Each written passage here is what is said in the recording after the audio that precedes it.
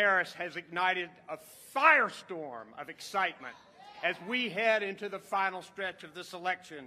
And today, she has chosen us, North Carolina, to unveil key highlights of her economic agenda. She is about policy, and we're going to hear about it today. I have known Kamala Harris for a long time.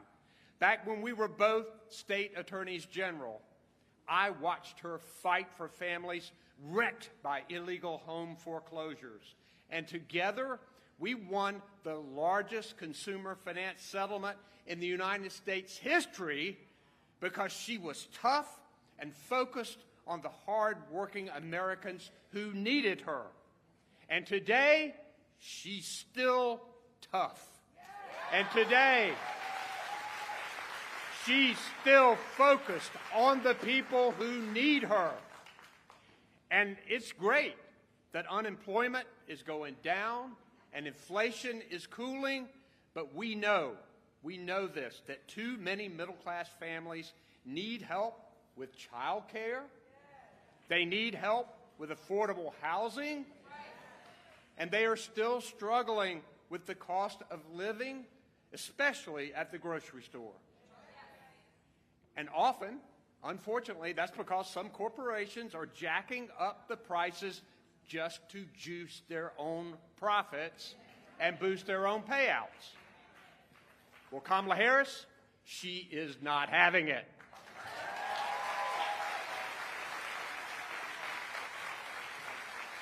She is attacking the problem like she always does, laying out the plan to stop food price gouging that hurts working people.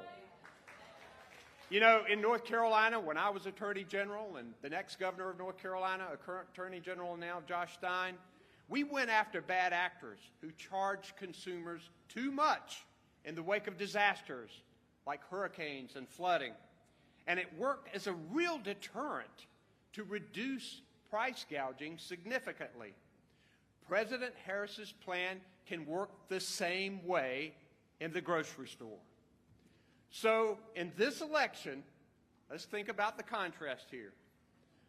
On one side, a smart, tough former prosecutor who's focusing on her efforts to put more money in people's pockets. And on the other side, we have Donald Trump, who wants to fill the pockets of billionaires and special interests. That is the difference that we have here. Did you guys know that Donald Trump was the first president since Herbert Hoover to leave office with fewer jobs than when he started? 3 million fewer, in fact. His plans that he's laid out, little that they are, but the ones that you see, would raise the prices of household goods, including groceries, and the cost to the average American family would increase $2,500 a year. And his famous Project 2025 would give millions away in tax giveaways to his billionaire friends. And you know, he came to Asheville on Wednesday night, and you know what he said? He said, "I'm not sure the economy is the most important issue after all." He actually said that. And then what he continued to do was hurl personal insults at the vice president. It is clear that Donald Trump doesn't work for working families. That's for sure.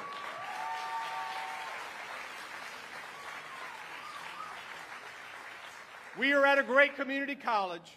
We know that we must invest in education from cradle to career. So when you're in a school, you got to get homework. So for the next 81 days, folks, we have to be on the doors, on the phones, on social media, and on top of our game to stop Donald Trump's dark vision of America and make sure Kamala Harris is the next President of the United States.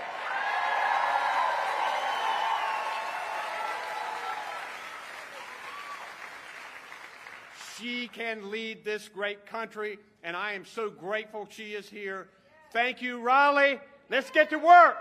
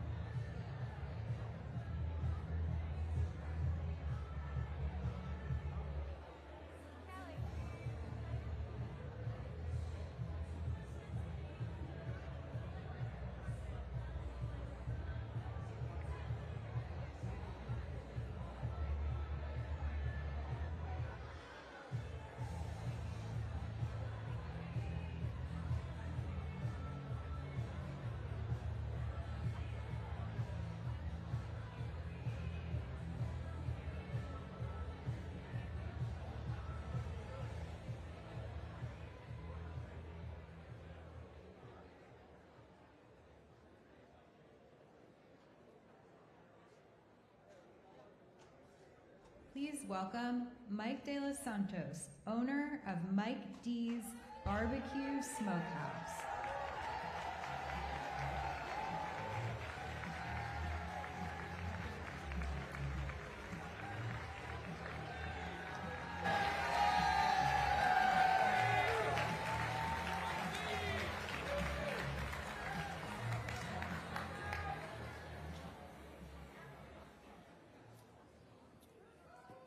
Yes, it is.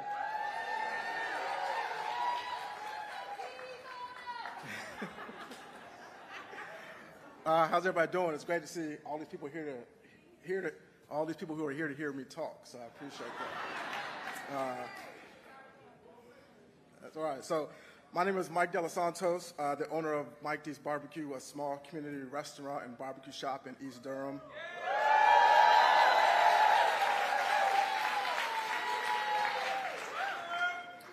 I'm a husband, a proud father, and I'm here today to talk about what's at stake for our families and our communities in this upcoming election, and what is possible if we elect Vice President Kamala Harris. As parents, we're always thinking about the future, and we want a world where our children can thrive. Raising a family is hard work, and working hard is hard work. Doing both can feel impossible, and we need leaders that understand that, and that's why electing Kamala Harris is so important.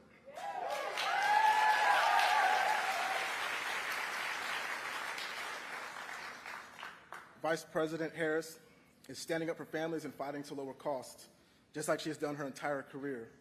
She sees what folks are going through, like the families in my community who are struggling to pay bills, stretching a budget to afford groceries, scrambling to afford medication to live. Access to affordable health care is personal to my family. In 2012, our son Aaron passed away after bravely battling hypoplastic left heart syndrome. That's why it means so much to me that the Vice President is working to make sure everyone can get access to the care they need.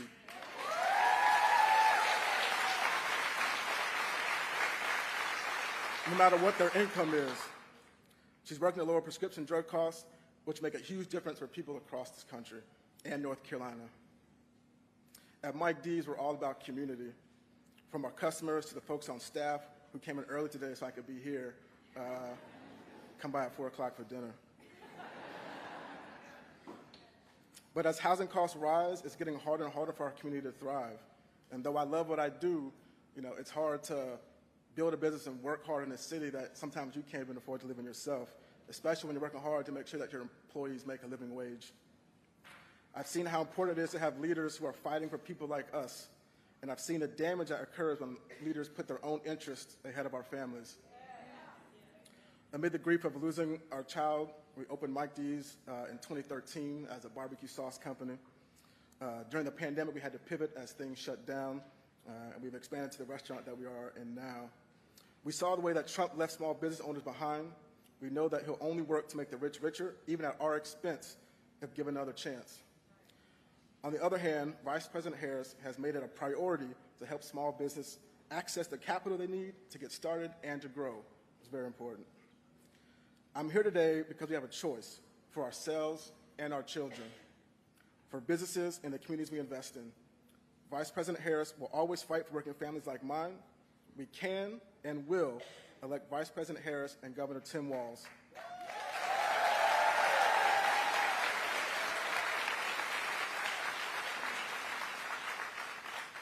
It is my honor to introduce the next President of the United States, Kamala Harris.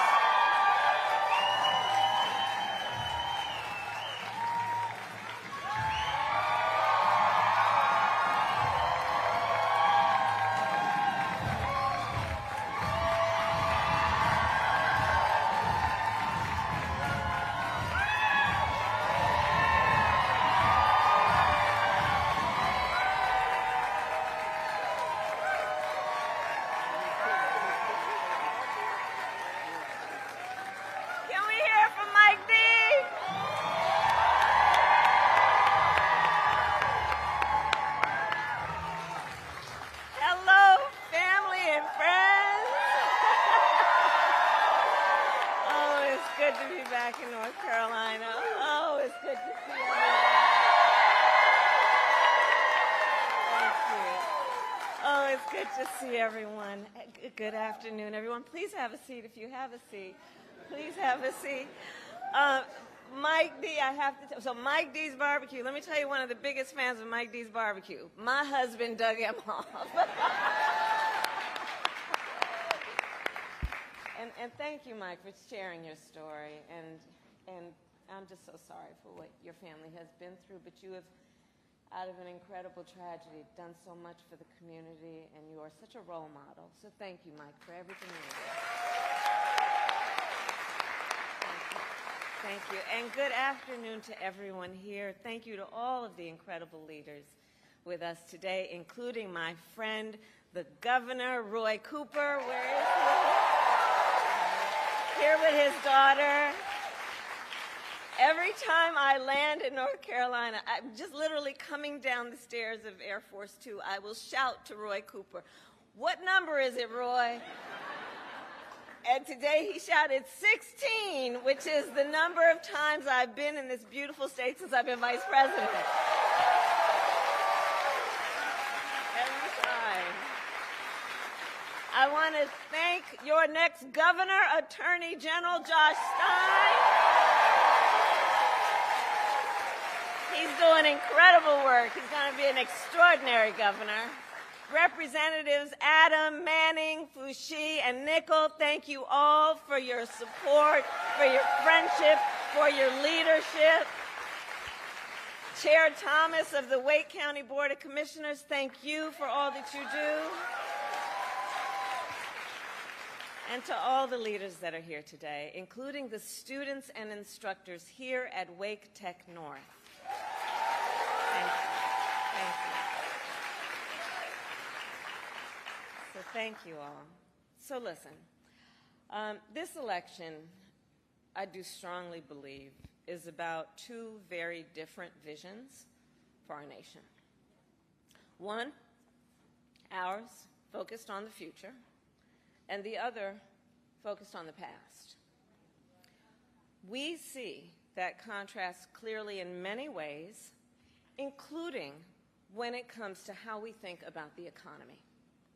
So our country has come a long way since President Biden and I took office. At that time, we sadly remember the millions of Americans that were out of work. We were facing one of the worst economic crises in modern history. And today, by virtually every measure, our economy is the strongest in the world.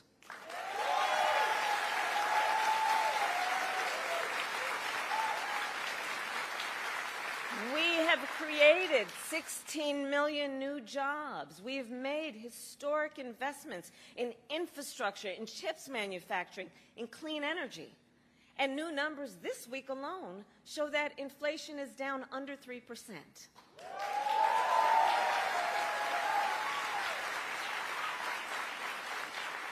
And as President of the United States, it will be my intention to build on the foundation of this progress. Still, we know that many Americans don't yet feel that progress in their daily lives. Costs are still too high.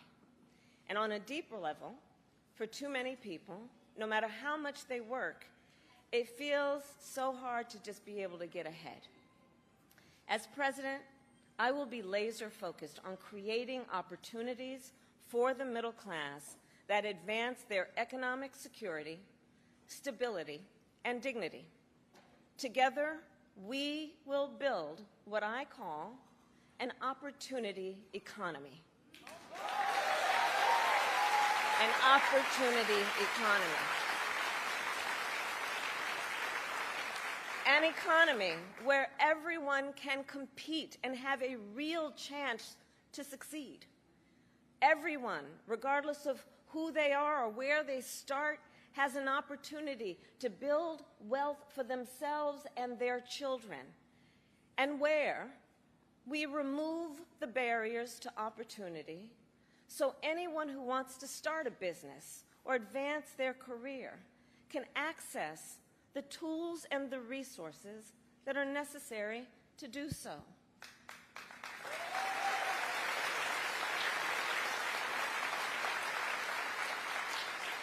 I will focus on cutting needless bureaucracy and unnecessary regulatory red tape, and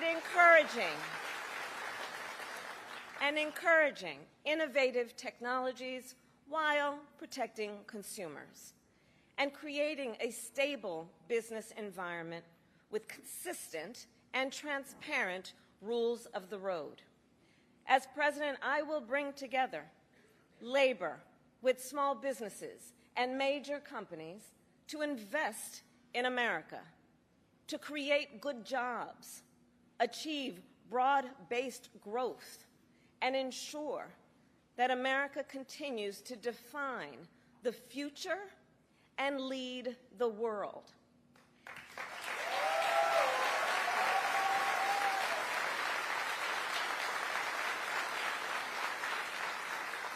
And key to creating this opportunity economy is building up our middle class. It is essential. The middle class is one of America's greatest strengths. And to protect it, then, we must defend basic principles, such as your salary should be enough to provide you and your family with a good quality of life.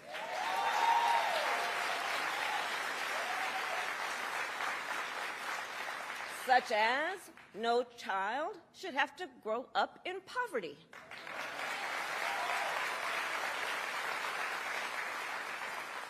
Such as after years of hard work, you should be able to retire with dignity. And you should be able to join a union if you choose. Building up the middle class will be a defining goal of my presidency, because I strongly believe when the middle class is strong, America is strong.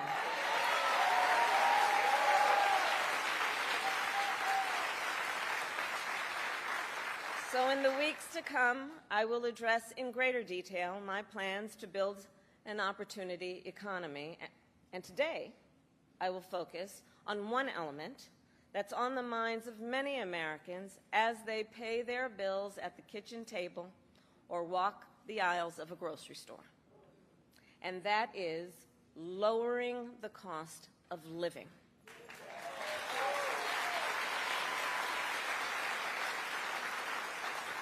So every day across our nation, families talk about their plans for the future, their ambitions, their aspirations for themselves, for their children. And they talk about how they're going to be able to actually achieve them financially. Because look, the bills add up.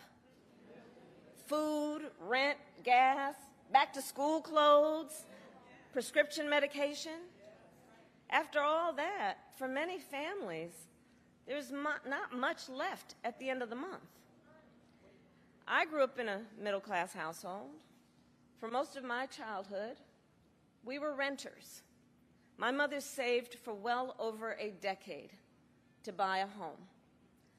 I was a teenager when that day finally came, and I can remember so well how excited she was. I kind of understood what it meant, but we called her Mommy. Mommy was so excited, it just made us excited that she was so excited. Later in college, I worked at McDonald's to earn spending money. Well, some of the people I worked with were raising families on that paycheck. They worked second or even third jobs to pay rent and buy food. That only gets harder when the cost of living goes up.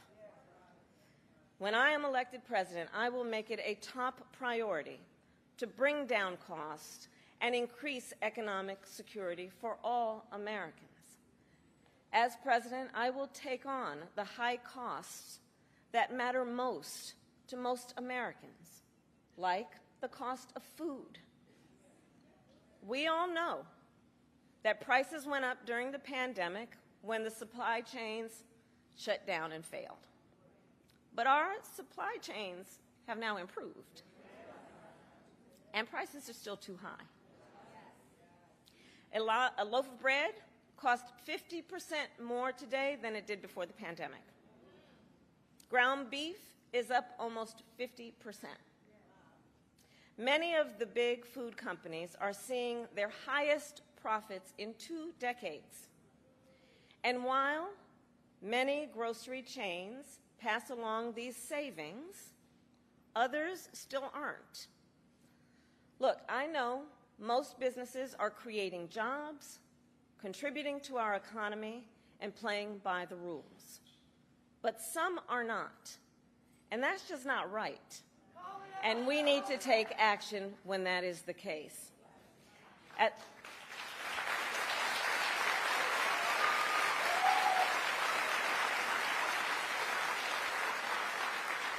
As Attorney General in California, I went after companies that illegally increased prices, including wholesalers that inflated the price of prescription medication, and companies that conspired with competitors to keep prices of electronics high. I won more than $1 billion for consumers.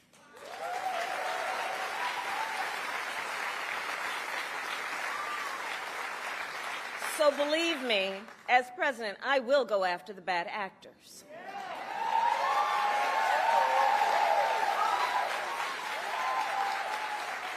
And I will work to pass the first ever federal ban on price gauging on food. My plan will include new penalties for opportunistic companies that exploit crises and break the rules, and we will support smaller food businesses that are trying to play by the rules and get ahead.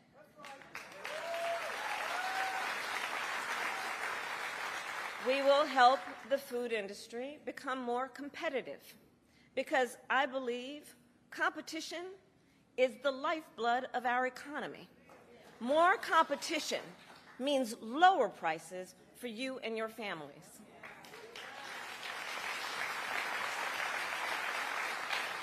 Now compare what Donald Trump plans to do. He wants to impose what is, in effect, a national sales tax on everyday products and basic necessities that we import from other countries. That will devastate Americans. It will mean higher prices on just about every one of your daily needs. A Trump tax on gas, a Trump tax on food, a Trump tax on clothing, a Trump tax on over-the-counter medication.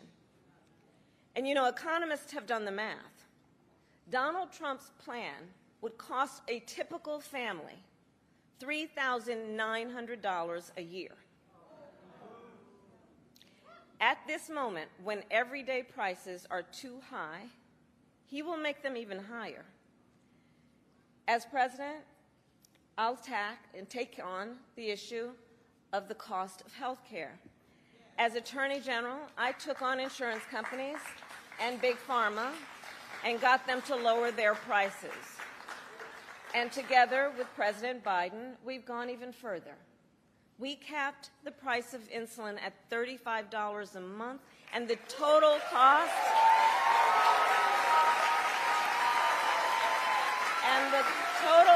of prescription drugs at $2,000 a year for seniors.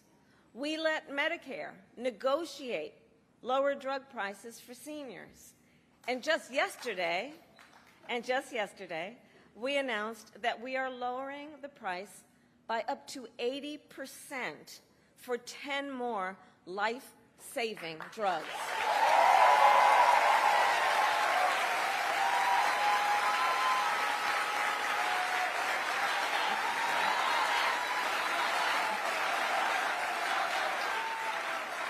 And I pledge to continue this progress. I'll lower the cost of insulin and prescription drugs for everyone with your support, not only our seniors.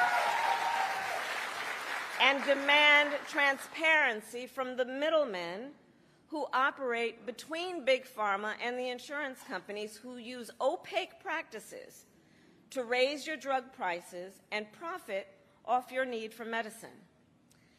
2 months ago, I announced that medical debt will no longer be used against your credit score.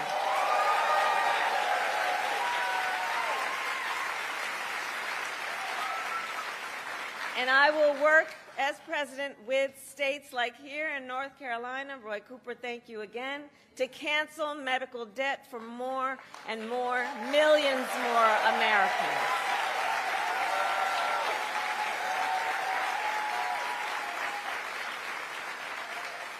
As for Donald Trump, well, he wants to repeal the Affordable Care Act, which 45 million Americans rely on. 45 million Americans rely on it for health care. That would take us back to a time when insurance companies could deny people with pre-existing conditions. We all remember what that was. And we're not going back. We're not going back. We're not going back. And remember, and this is why we're not going back, because we do remember, he tried to cut Medicare every year he was president, threatening a program that tens of millions of seniors count on. And according to his Project 2025 agenda, he intends to undo our work to bring down prescription drugs, the cost of prescription drugs, and insulin costs. Well, we've come too far to let that happen.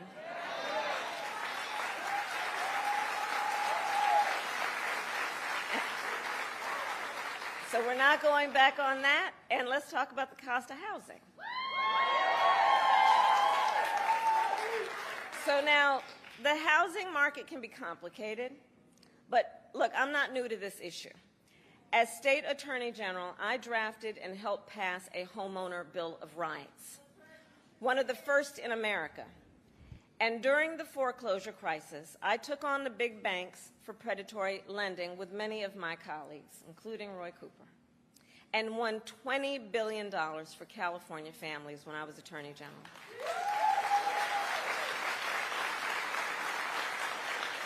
So I know how to fight for people who are being exploited in the housing market. And I know what home ownership means. It's more than a financial transaction. It's so much more than that.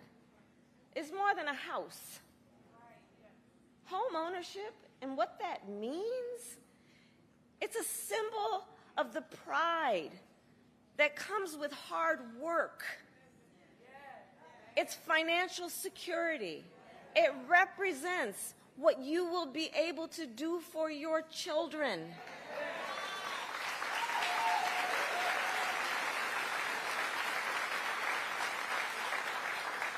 And sadly, right now, it is out of reach for far too many American families.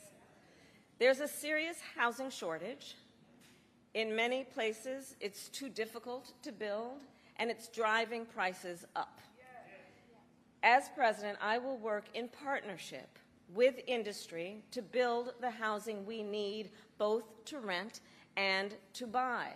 We will take down barriers and cut red tape, including at the state and local levels.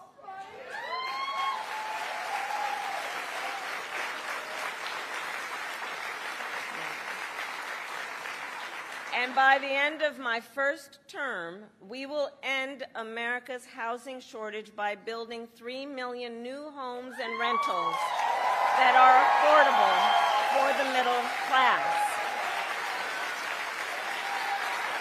And we will do that together. We will do that together. And we will make sure those homes actually go to working and middle-class Americans, not just investors. Because, you know, some corporate landlords, some of them, buy dozens, if not hundreds of houses and apartments. Then they turn them around and rent them out at extremely high prices. And it can make it impossible then for regular people to be able to buy or even rent a home. Some corporate landlords collude with each other to set artificially high rental prices, often using algorithms in price-fixing software to do it. It's anti-competitive and it drives up costs. I will fight for a law that cracks down on these practices.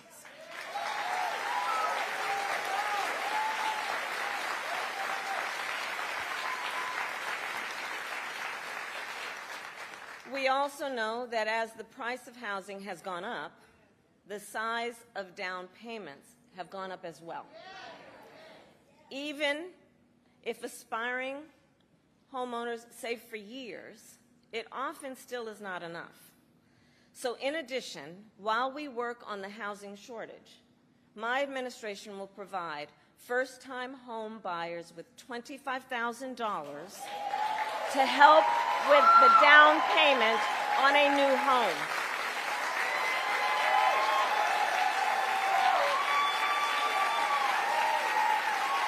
We can do this. We can do this. All to help more Americans experience the pride of home ownership and the financial security that it represents and brings. So that's my plan. But here's what Donald Trump would do. If his Project 2025 agenda is put into effect, it will add around $1,200 a year to the typical American mortgage. He's got it backward. We should be doing everything we can to make it more affordable to buy a home, not less.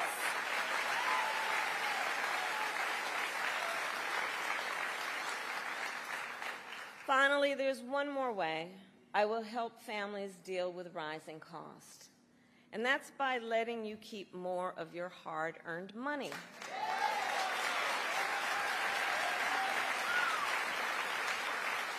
Under my plan, more than 100 million Americans will get a tax cut, and we will do this by restoring 2 tax cuts designed to help middle-class and working Americans. The Earned Income Tax Credit and the Child Tax Credit.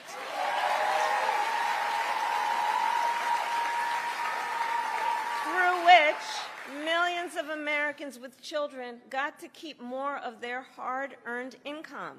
We know this works and has a direct impact on so many issues, including child poverty. We know it works. So as president, I'll not only restore that tax cut, but expand it. We will provide $6,000 in tax relief to families during the first year of a child's life. Now think what that means. Think what that means. That is a vital, vital year of critical development of a child. And the cost can really add up, especially for young parents who need to buy diapers and clothes and a car seat and so much else. And we will do this while reducing the deficit. Compare my plan with what Donald Trump intends to do. He plans to give billionaires massive tax cuts year after year. And he plans to cut corporate taxes by over $1 trillion, even as they pull in record profits. And that's on top of the $2 trillion tax cut he already signed into law when he was president, which, by the way, overwhelmingly went to the wealthiest Americans and corporations and exploded the national deficit. You know, I think that if you want to know who someone cares about, look who they fight for. Look who they fight for.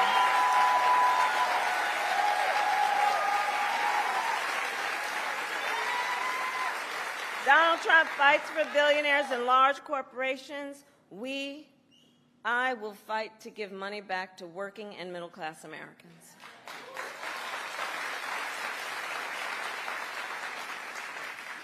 So I'll end with this. 2 days ago, Donald Trump was here in North Carolina. He said he was going to talk about the economy. I think you all watched. You know what I'm about to say. But he offered no serious plans to reduce costs for middle-class families. No plan to expand access to housing or health care. And that, actually, I think for most of us, was not surprising. Because we already know his plans. We know the Project 2025 agenda. So there's a choice in this election. Donald Trump's plans to devastate the middle class, punish working people, and make the cost of living go up for millions of Americans. And on the other hand, when I'm elected president, what we will do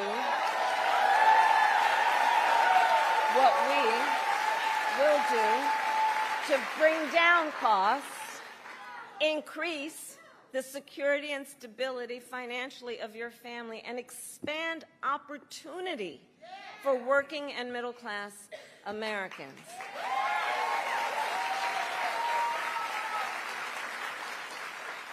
So now is the time to chart a new way forward. Now is the time to chart a new way forward, to build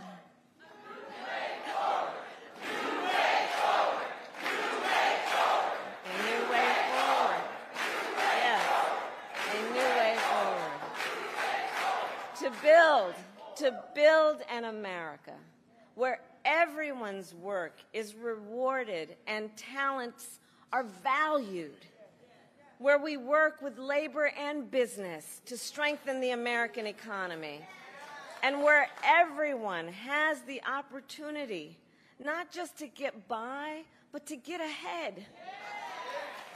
So I thank you, North Carolina. We're going to get this done. And with your help, God bless you, and God bless the United States of America. God bless you.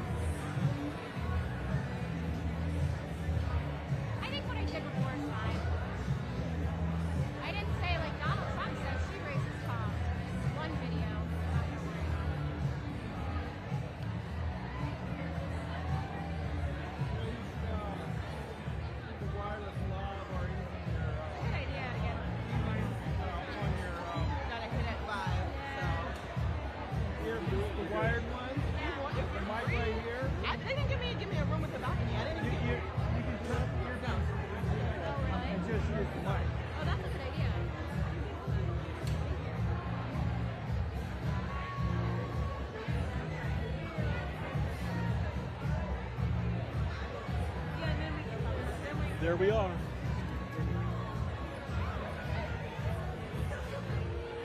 Thank you again.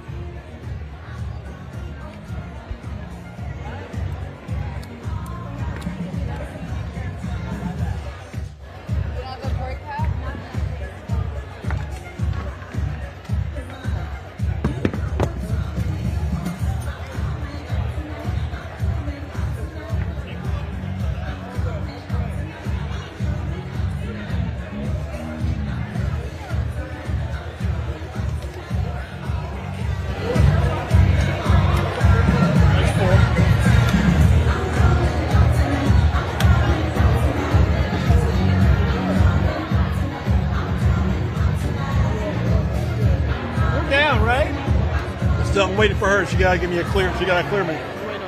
Yeah, you gotta clear the shot. So you gotta let me know when they're ready for it. Because I saw them pick the shot again. I don't know if they're still using it. Have the desk Call the desk and see if they're done with the shot. If not, we'll leave it up. I mean.